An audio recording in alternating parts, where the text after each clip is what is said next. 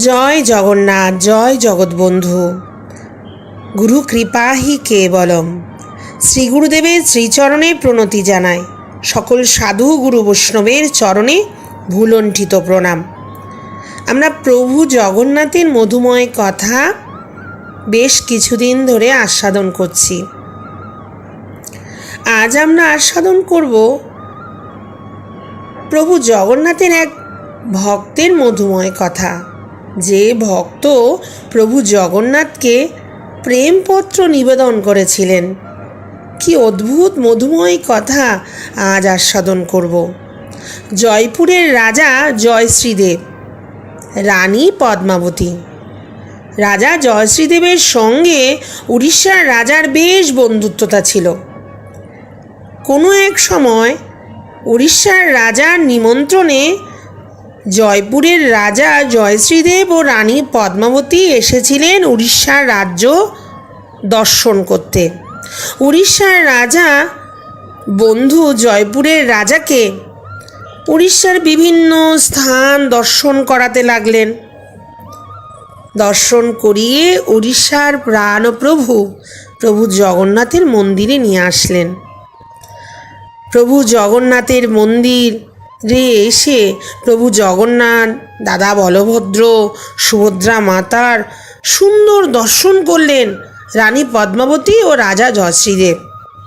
মহারানী পদ্মাবতী শ্রীবিগ্রহ দর্শন করে মন আনন্দিত হয়ে গেলেন। পুরীর পাণ্ডারা রানী পদ্মাবতীকে ও রাজাকে প্রভু জগন্নাথের মহিমার কথা, প্রভু জগন্নাথের মহাপ্রসাদের মহিমার কথা সব রানী পদ্মাবতীকে জানাতে লাগলেন। কি করে জগন্নাথের প্রসাদ মহাপ্রসাদে পরিণত হয়। জগন্নাথের প্রসাদ যখন দেবী বিমলা মাতার মন্দিরে যায়, বিমলা মাতা গ্রহণের পর সেই প্রসাদ মহাপ্রসাদে পরিণত হয়। সেই মহাপ্রসাদের অধিকতম গুণ, সেই গুণের কথা পাণ্ডারা রানী পদ্মাবতী ও রাজা জয়শ্রীদেবকে বলতে লাগলেন। এই মহাপ্রসাদের কি যেন মহিমা, তা রানী পদ্মাবতী আস্বাদন করছেন। পাণ্ডারা বলছেন, জগতে যত ত্রিতাপ জ্বালা, সকল জ্বালা থেকে মুক্ত করে দেয় এই মহাপ্রসাদ। হৃদয়ে সকল ইচ্ছা ও ভগবত চরণে নিবেদন করলে সেই মহাপ্রসাদের গুণে সকল ইচ্ছা পূরণ হয়ে যায়। রানী পদ্মাবতী শুনছেন মহাপ্রসাদের এহেন মহিমার কথা। তখন রানী পদ্মাবতীর কোনো সন্তান ছিল না। রানী পদ্মাবতী ও রাজা জগন্নাথের কাছে নিবেদন করলেন। প্রভু জগন্নাথের কাছে রানী পদ্মাবতী নিবেদন করে বলছেন, প্রভু, আমার তো কোনো সন্তান নেই। হে প্রভু জগন্নাথ, তুমি কৃপাময়, আমায় যদি এক সন্তান দাও, যদি একটা সুন্দর তোমার শ্রী লক্ষ্মীর মতো একটা কন্যা সন্তান দাও, সে কন্যা সন্তানকে আমি আপনার চরণে নিবেদন করব। এই বলে প্রার্থনা করছেন রানী পদ্মাবতী। তারপর উড়িষ্যার রাজ্য দর্শন করে রাজা জয়শ্রীদেব ও রানী পদ্মাবতী চলে গেলেন নিজের রাজ্যে। বেশ কিছু বছর পর রানী গর্ভবতী হলেন। রানীর গর্ভে একটা সুন্দর কন্যা সন্তানের জন্ম হলো। দেখতে একেবারে মা লক্ষ্মীর মতো। যেমনটা চেয়েছিলেন কন্যা সন্তান, ঠিক তেমনই কন্যা সন্তান পেলেন রানী পদ্মাবতী ও রাজা জয়শ্রীদেব। তাই প্রভু জগন্নাথের কৃপায় কন্যা সন্তান পেয়েছে বলে কন্যা সন্তানের নাম রাখলেন বিষ্ণুপ্রিয়া।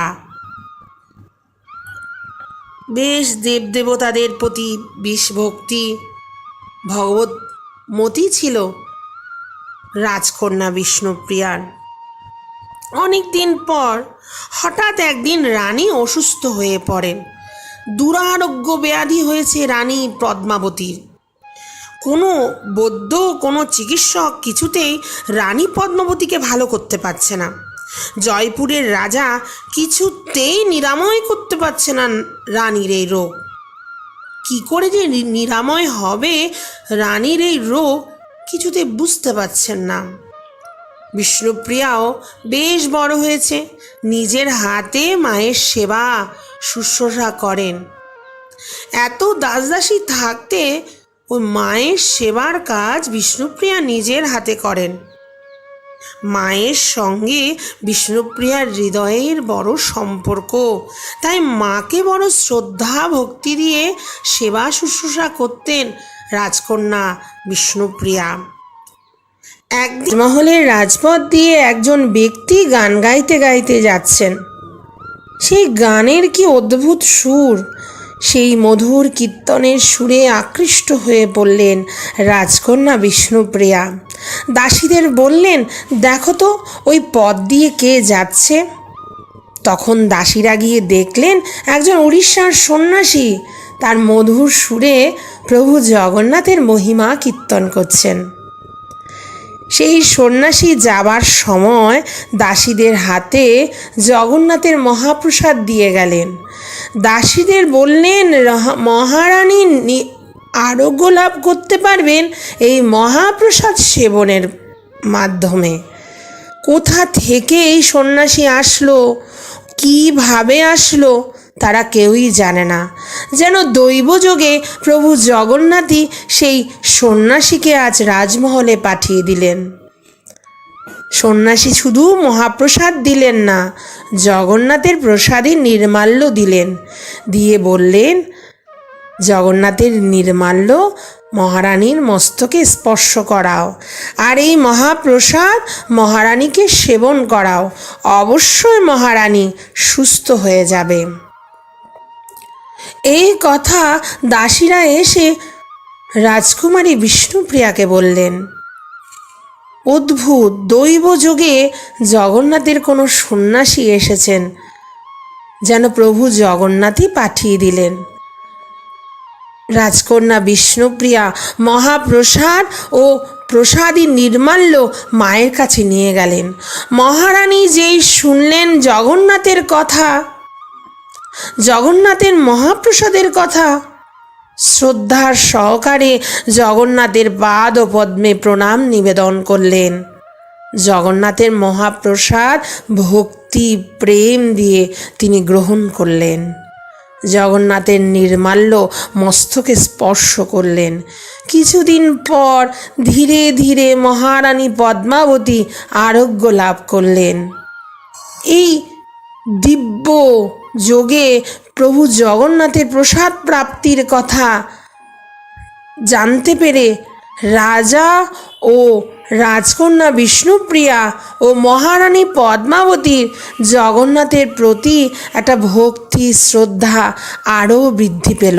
পদ্মাবতী আরোগ্য লাভ করার পর প্রভু জগন্নাথের দৈব কৃপার উপরে রাজা জয়শ্রীদেব ও রাজকন্যা বিষ্ণুপ্রিয়ার দিব্য ভক্তিভাব জন্মালো। মহারাজ জয়শ্রীদেব পুরী থেকে যদি কোনো ভক্ত, পাণ্ডা, সন্ন্যাসী, পূজারী যেই আসতো জয়পুরে, তাদের জন্য সেবার সৎকারের ব্যবস্থা করতেন শ্রদ্ধা ভক্তির সঙ্গে রাজমহলে, যথাযোগ্য দানেরও ব্যবস্থা করতেন। এইভাবে প্রভু জগন্নাথের প্রতি ভক্তি দিন দিন বৃদ্ধি পেতে লাগলো। বেশ কিছুদিন পর পুরী জগন্নাথ মন্দির থেকে এক পাণ্ডা এসেছেন জয়পুরে। রাজা জয়শ্রীদেব পুরীর জগন্নাথের সেবকের সুযোগ্য ব্যবস্থার আয়োজন করলেন শ্রদ্ধার সহকারে রাজমহলে।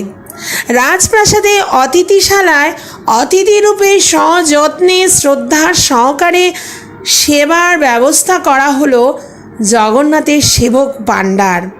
বেশ কিছুদিন পাণ্ডা রাজমহলে রাজার যথাযোগ্য সেবা গ্রহণ করছেন। এবার তো যাওয়ার সময়, তিনি পুরীতে ফিরে যাবে। যাবার সময় রাজা জয়শ্রীদেব অনেক সোনা মণি হীরা উপহার স্বরূপ দিলেন পাণ্ডাকে। তখন রাজকুমারী বিষ্ণুপ্রিয়া ভাবছেন, আমিও কিছু দিতে চাই প্রভু জগন্নাথকে। কি দেব?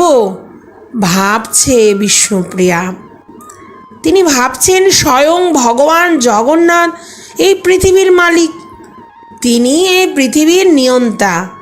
যা কিছু আমরা আমাদের আছে সব তো প্রভু জগন্নাথের, কিছুর অভাব তো প্রভু জগন্নাথের নেই। তার উপরে তিনি যে ক্ষীর সাগরে শয়ন করে আছেন, সেই ক্ষীর সাগরের মধ্যেই তো মণি মাণিক্য, তা দিয়ে কি হবে? তাছাড়া স্বয়ং দেবী লক্ষ্মী, ধনের দেবী, তিনি হলেন প্রভু জগন্নাথের প্রিয়া। তিনি তো পৃথিবীর সব ধনের অধীশ্বরী দেবী। তাই রাজকন্যা বিষ্ণুপ্রিয়া ভাবছে, তাহলে ধনের তো কোনো অভাব নেই, ধন তো সবই আছে প্রভু জগন্নাথের, তা দিয়ে কি হবে? তখন বিষ্ণুপ্রিয়া জগন্নাথকে একটি প্রেমপত্র লিখবেন বলে ঠিক করলেন। নিজের মনের ভাব সেই পত্রের মধ্যে প্রকাশ করে প্রভু জগন্নাথকে নিবেদন করবেন। কন্যা বিষ্ণুপ্রিয়া পত্র লিখছেন সুগন্ধি কস্তুরী কালি দিয়ে। নিজের হৃদয়ের কথা প্রভু জগন্নাথকে নিবেদন করছেন।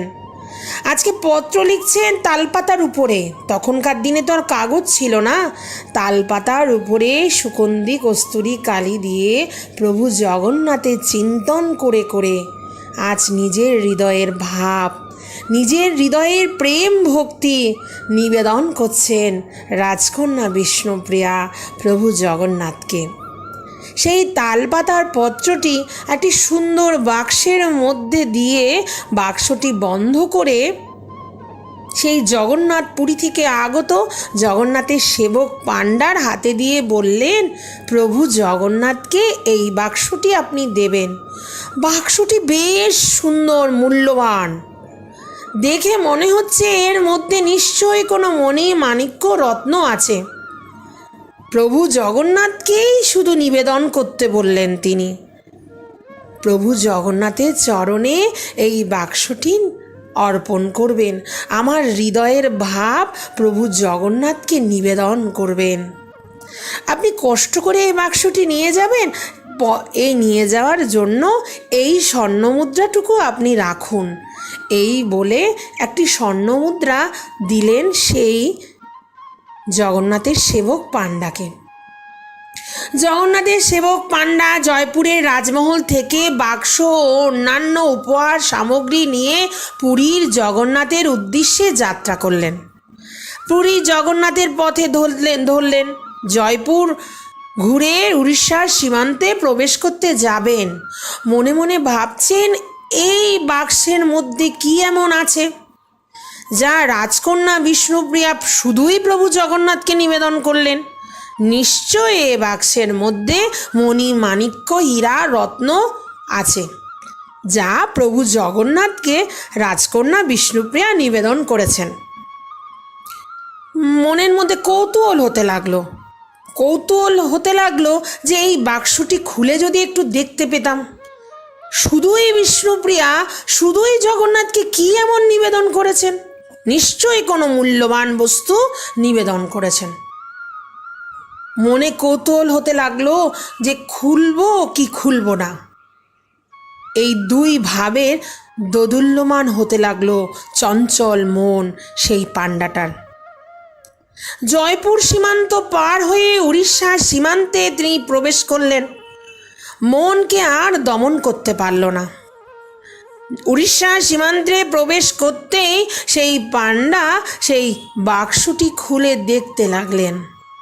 দেখলেন এর মধ্যে একটি তালপাতা কি যেন লেখা আছে। কোনো মূল্যবান বস্তু তো এই বাক্সের মধ্যে নেই, তাহলে এই বাক্সটি আমি কষ্ট করে কেন নিয়ে যাব? ভেবেছিলাম এর মধ্যে কোনো মূল্যবান রত্ন হীরা মাণিক্য থাকবে, যা প্রভু জগন্নাথকে রাজকন্যা দিচ্ছে, তা তো দিচ্ছে না। একটা সাধারণ তালপাতার চিঠি, এই প্রভু জগন্নাথ নিয়ে কি করবেন? ছোট্ট রাজকন্যা আর কি দিতে পারবে? এই সামান্য তালপাতার চিঠি সে আর পথ দিয়ে নিয়ে গেল না। সেই জঙ্গলের মধ্যে সেই তালপাতা, সেই বাক্সটি ফেলে জগন্নাথের পাণ্ডা পুরীর উদ্দেশ্যে রওনা হলেন। পুরীতে যথারীতি চলতে চলতে জগন্নাথ শ্রীক্ষেত্র পুরীতে এসে পৌঁছালেন। গৃহে প্রবেশ করে ক্লান্ত শরীরে ভোজন আদি স্নানাদি করে পাণ্ডা বিশ্রাম করছেন। রাত্রে ঘুমে নিদ্রায় আচ্ছন্ন। হঠাৎ করে রাতে নিদ্রার মধ্যে প্রভু জগন্নাথ তাকে ডাকছে। স্বপ্নের মধ্যে প্রভু জগন্নাথ এসে দর্শন দিলেন আর ডেকে তাকে বললেন, ওঠো, তুমি এত মণিমাণিক্য পেয়েছ নিজের জন্য। রাজা তোমায় কত মণিমাণিক্য রত্ন দিয়েছে, সব তো তুমি নিজের জন্য রেখে দিলে। রাজকন্যা বিষ্ণুপ্রিয়া আমাকে যে বহু মূল্যবান পত্র দিল, সেইটা কোথায়? সেইটা তুমি কোথায় ফেলে এসেছো? রাজকন্যা বিষ্ণুপ্রিয়ার প্রাণের নিবেদন করে যে পত্রটা আমায় দিয়েছে, তা তুমি কোথায় ফেলে এসেছো? প্রভু জগন্নাথ স্বপ্নে এসে বলছেন। পথে আসার সময় তা তুমি ফেলে দিলে। ওই পত্র শুধু আমার জন্য ছিল, তা তুমি কি করে ফেলে দিলে? প্রভু জগন্নাথ বললেন, তুমি জানো এত মূল্যবান সম্পত্তি তুমি যা পেয়েছ, তার থেকে বহু মূল্যবান ছিল সেই পত্রটা আমার কাছে। তা তুমি নিয়ে আসলে না, তা তুমি পথে ফেলে দিলে। তুমি যা ফেলে দিয়ে এসেছো, আমি তার হৃদয় দিয়ে গ্রহণ করেছি। কাল সকালে তুমি গিয়ে দেখবে তোমার ফেলে আসা পত্র আমার হৃদয়ের সঙ্গে জড়ানো আছে। এই বলে প্রভু জগন্নাথ অন্তর্ধান হয়ে গেলেন। পাণ্ডা মনে মনে ভাবছেন, তিনি কি নিদ্রা গেল নাকি স্বপ্নে দেখলেন? ঘুমে দর্শন করলো না জাগ্রত অবস্থায় দর্শন করলো, বুঝতে পারছেন না। যথারীতি রাত ভোর হয়ে গেল। ভোর রাত্রিতে স্নানাদি কর্ম সম্পন্ন করলেন পাণ্ডা। মনের মধ্যে ভাবছেন, প্রভু জগন্নাথ সেই পত্রটা, ফেলে আসা পত্রটা গ্রহণ করলেন।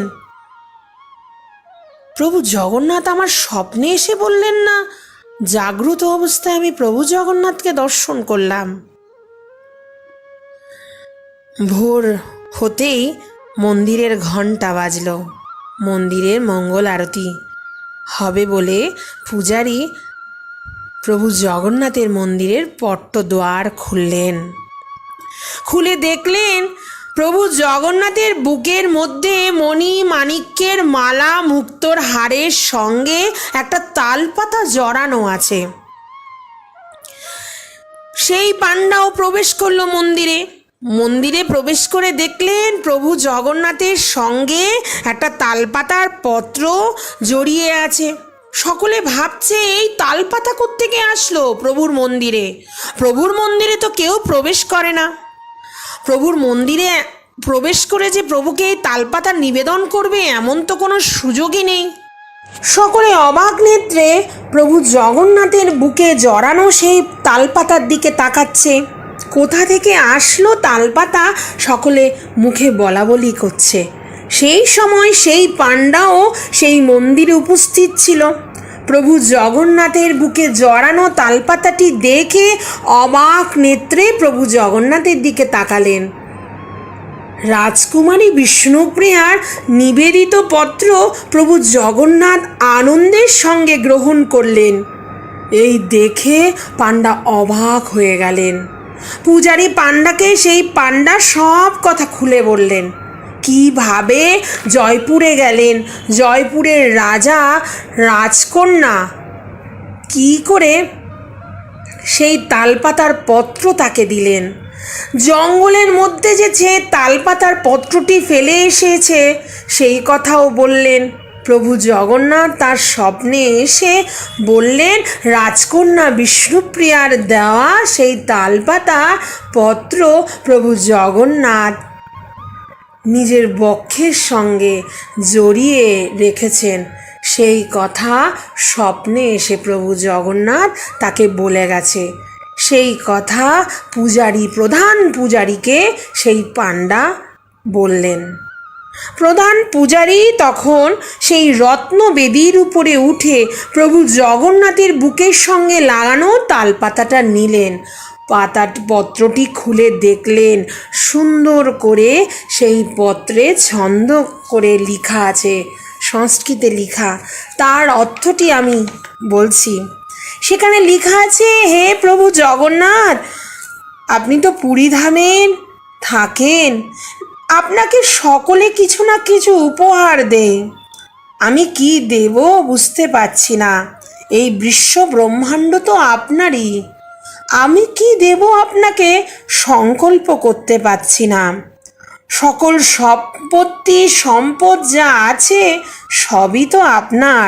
স্বয়ং দেবী লক্ষ্মী আপনার গৃহিণী, আপনার কোনো কিছুরই তো অভাব নেই প্রভু। আমি কি আর দেব, অনেক ভেবে আমি ঠিক করলাম, আপনি যখন ব্রজধাম পরিত্যাগ করে মথুরাতে এসেছেন, তখন গোপীরা ও গোপী শ্রেষ্ঠ শ্রীমতী রাধারানী আপনার হৃদয়টি চুরি করে রেখে দিয়েছেন। আমি আমার চিত্ত হৃদয় আজ আপনাকে উপহার স্বরূপ এই পত্রের মাধ্যমে আপনাকে অর্পণ করলাম।